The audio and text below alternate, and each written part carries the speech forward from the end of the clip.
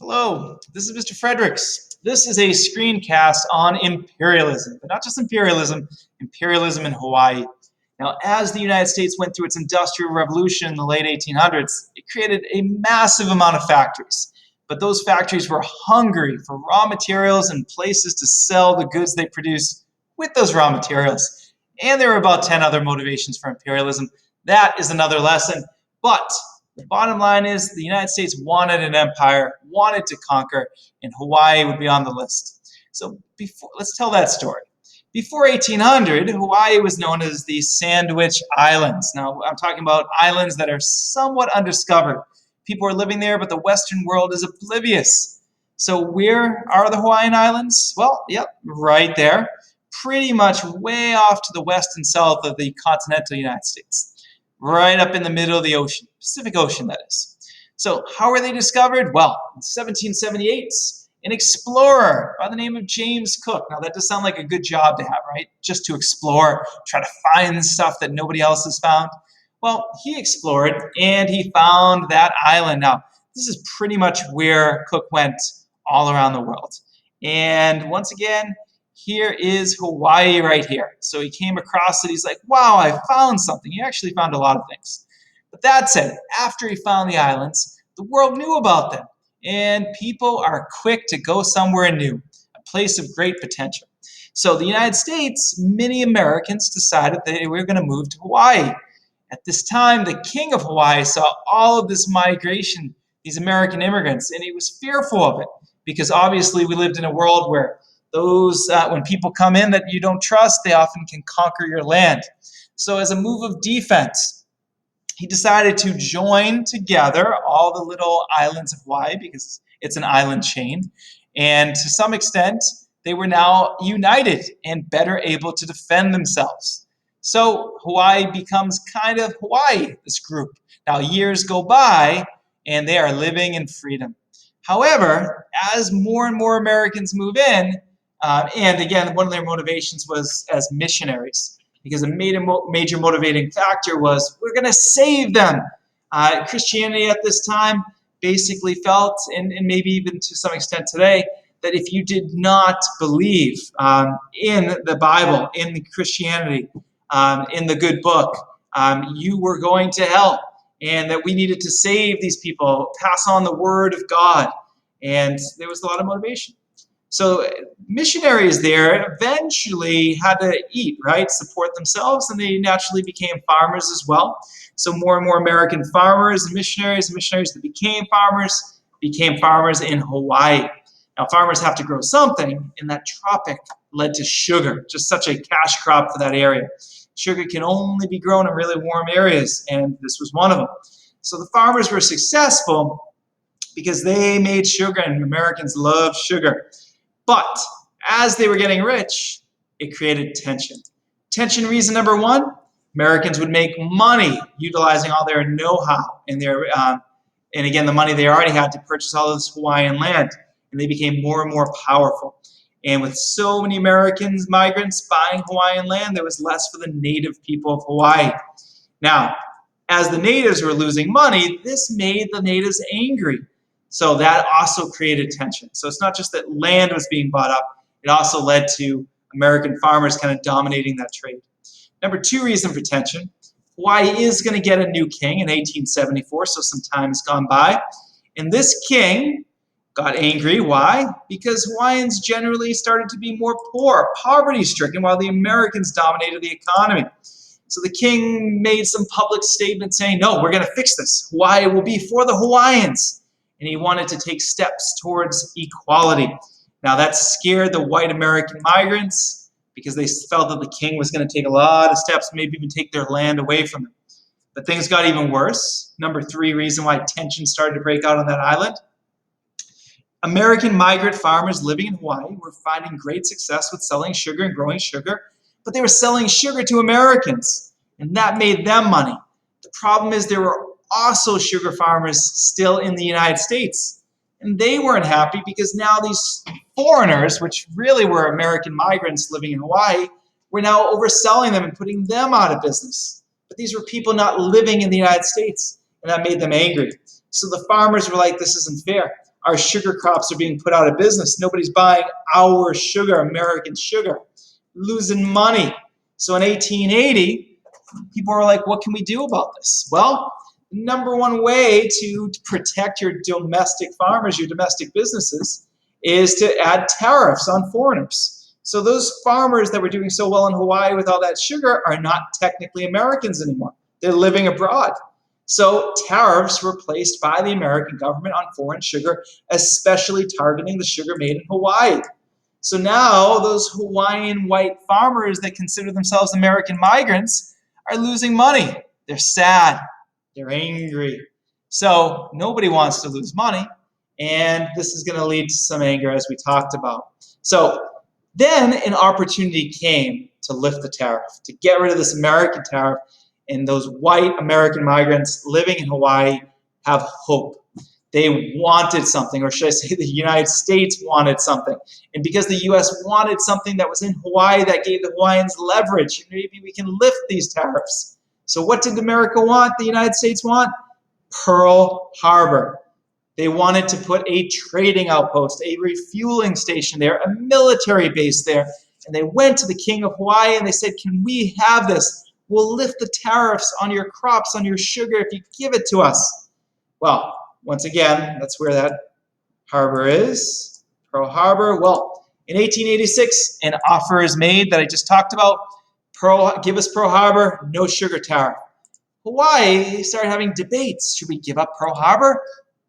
And by debates, I mean angry debates. A lot of people disagreed. Hawaii was considered sacred land. And it was the white American migrants in Hawaii that were going to benefit the most if they gave it up, because the tariffs would be gone.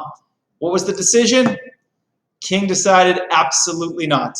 We're not giving up this sacred land just so we can help out these white American migrant farmers. No, it belongs to the Hawaiian people. We will not be pressured. So no Pearl Harbor for the United States. Tariffs remain, and the king angers the white farmers in Hawaii. They're going to continue losing money because tariffs prevent Americans from buying their sugar. So action must be taken. So what can these white migrant American farmers in Hawaii do? And they form this Hawaiian League. Basically, a large group of them get together. You can see the leaders right here. They get together and they say, we must do something, and do something to represent their interests. So they are going to take action. They're not just going to sit and wait. In 1887, they attack. So technically, these American migrants have been there for multiple generations. Technically, they're Hawaiians, just not native Hawaiians. So they end up having a revolution, seizing the king, and they say, King, we can get rid of you, or you can accept a brand new government. And the king is like, well, what do I do? So they kind of write a constitution, that the Hawaiian League, these white farmers, and they say, King, accept it or else. Now, the nickname of this new government that the king accepts, because it's called the bayonet constitution. Bayonet is the knife on the end of a rifle, because when you're fighting, you use the rifle for long-term combat, but let's say the enemy charges at you, you now have a knife or a sword at the end that you can do hand-to-hand combat. So symbolically, metaphorically speaking, the bayonet constitution represents the white farmers, the Hawaiian League, holding a knife up to the king's throat and saying, you better accept that. So under this new government, the bayonet constitution, the king was still there, still in charge, but had significantly less power.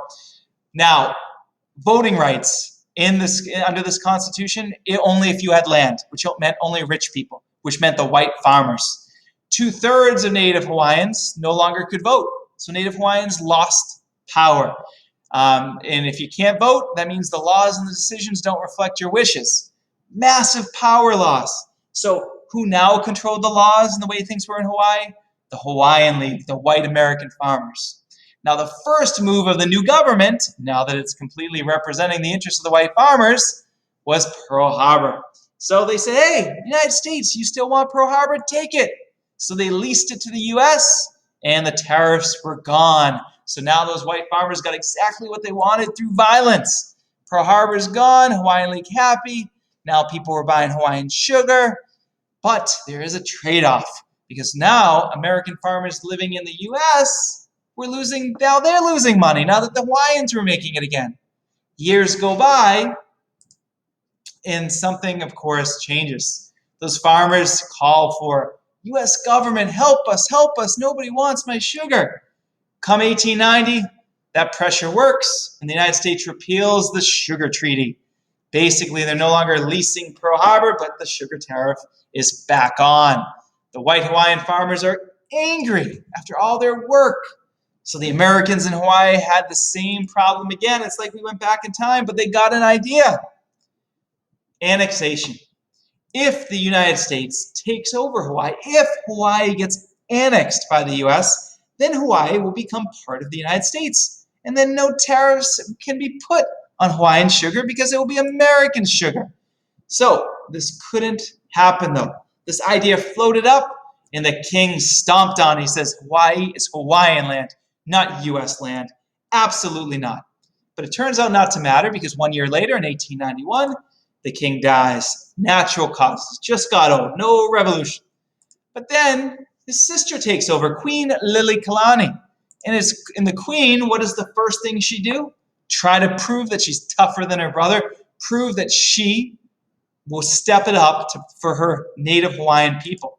So she vows to basically get rid of the Bayonet Constitution. It's gone. I'm going to rip this up, take power back for the Hawaiian native people. So bayonet, boom. Now, when she threatened to give power back to her people, who's the loser? American white migrant farmers and basically the leaders of the Hawaiian League. So now they're nervous. They're upset. They're going to come to head with the Queen. In 1893, the Hawaiian League forms the Committee of Safety. The Committee of Safety is basically the military arm of the Hawaiian League. It's the Hawaiian League members with weapons. The Committee of Safety was an army. Specifically, here they are. But this is going to be a large enough army to go after the Queen. So let the fighting begin. In 1893, the Committee of Safety, under the leadership of the Hawaiian League, attacks and disarms the Queen. That's a picture of the actual Queen's Guard having their guns taken from them by the Committee of Safety. Now, again, this little revolution was over before it started. The Queen didn't even fight back. So now who's in charge? Well, technically the Committee of Safety, but really the Hawaiian League that runs the Committee of Safety. It's like a second revolution. Now they're completely in charge. Now the Queen still hasn't fought. She's still in her palace. Her guards have been taken, but things don't look good. Everybody's nervous at this point. They're worried that the Queen is going to call for a counter-revolution. Yes, the Queen's guards have been disarmed, but there are thousands upon thousands of native Hawaiian people, and they could just attack at any moment to take power back. They certainly outnumber the American migrant farmers, the Hawaiian League, and the Committee of Safety. Things are about to get even more complicated, though. John Stevens, who is the ambassador of the United States to Hawaii, he's watching all of this happen. He immediately says, a war might break out, a counter-revolution. This is going to put American lives at risk. All those American farmers living here, members of the Hawaiian League, they will get hurt. They're innocents. So just in case war breaks out, John Stevens calls in the U.S. Marines. And he calls in the USS Boston that drops off 169 U.S. armed Marines. They come in and they immediately surround the Iolani Palace where the Queen lived and was locked in currently. So the U.S. Marines are chilling there. Here they are outside of her gates. And that is an intimidating thing. Why didn't the Queen at this point fight back? Why didn't she hold on to her power? Why didn't she call for a counter-revolution? In large part because the U.S. Marines had showed up, and they were clearly there not to protect the innocents and in case a war breaks out, but they were surrounding her palace. They were there to help out the Hawaiian League, to support them. And she might be able to take on the Hawaiian League. She could not take on the United States. So the Queen surrenders. This time it isn't just her troops. She comes out of the palace. She says, I'm done. So here's a note that she's going to write. John Stevens has caused the United States troops to be landed at Honolulu. To avoid any collision with armed forces and perhaps loss of life, I do under protest yield my authority. So without question, this was not a Hawaiian revolution. She gave up her power because the U.S. intervened. Now, with the Queen in prison, the monarchy is eliminated, and now the Hawaiian League is formally in charge. They create, yet again, a new government. But this time, not the Bayonet Constitution. They make a full republic modeled after the United States of America. Sanford B. Dole, the head of the Hawaiian League, chosen and elected as the new president, not of the Hawaiian League, but of Hawaii. There he is getting sworn in as the new president of the new country of Hawaii. Sanford B. Dole immediately asks the United States to do what with this country? And that would be annex. Please annex us. Then the sugar treaty goes away. The tariff, gone. That will help my people.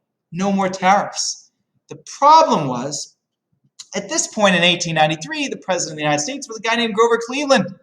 And Grover Cleveland was against imperialism. He thought it was wrong, immoral, conquering another country's people. So the Queen ends up writing Grover Cleveland a letter, and that letter gets to Grover Cleveland. She says, help us. The United States Marines landed without my permission. They were saying they were there to protect American lives in case war broke out, but they were under no threat at all. I wasn't going to have a war. This was an invasion, not a Hawaiian revolution that the United States should respect. Investigation is ordered by Grover Cleveland, and it turns out the investigation comes up with this was totally U.S. imperialism.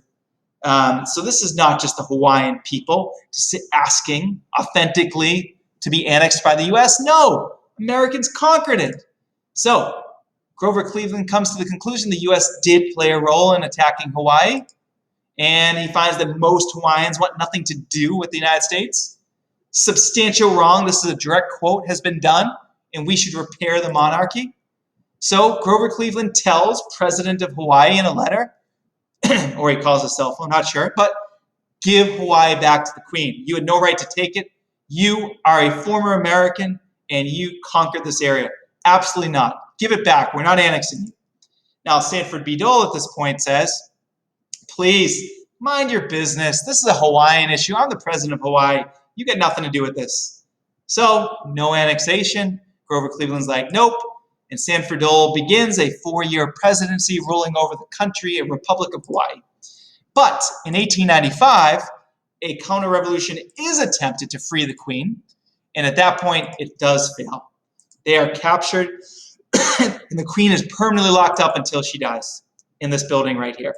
So in 1896, we have a new president of the United States. Grover Cleveland has retired. William McKinley now in charge. Now, Grover Cleveland was an anti-imperialist against imperialism, but William McKinley is for imperialism. He wants the more land, the more power, the better. Now, was President McKinley so interested? Why was he so interested in annexing Hawaii? Well, trading with other countries creates wealth. And there are so many customers in China. China has more people than anywhere else. So he wants to create wealth by getting to China. But China's a long way away. Ships at that time used coal to burn all the way. But the problem with coal is that you'd have to fill up your whole ship with coal to get all the way to China. There would be no room to put American goods to trade with China. And on the way back, there's no room to get Chinese goods from China. So what they needed was a refueling station.